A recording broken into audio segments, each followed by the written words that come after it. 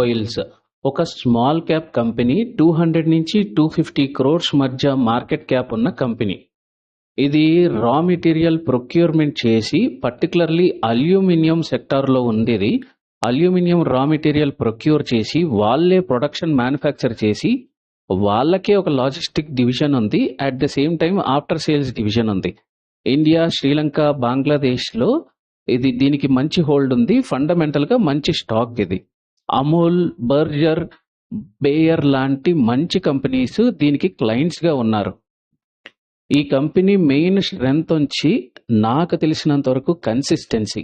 ఇంతవరకు company run అవటం clients మేనేజ్మెంట్లో నెంబర్ 1గా ఉంది. రెండోది, ఈ మధ్య మొన్న క్వార్టర్లోనే ప్రాఫిట్ జోన్లోకి వచ్చింది. At the same time operational profits, return on equity కూడా బాగా ఇంప్రూవ్ అయ్యాయి.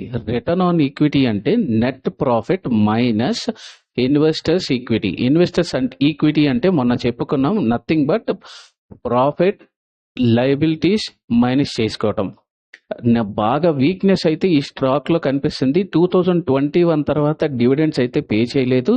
ఎట్ ద సేమ్ టైం మళ్ళీ నెక్స్ట్ క్వార్టర్లో, ఎందుకంటే కమోడిటీస్ ప్రైసెస్ పెరుగుతున్నాయి కాబట్టి మళ్ళీ రెవెన్యూస్ ఏమైనా దెబ్బతింటాయో అని.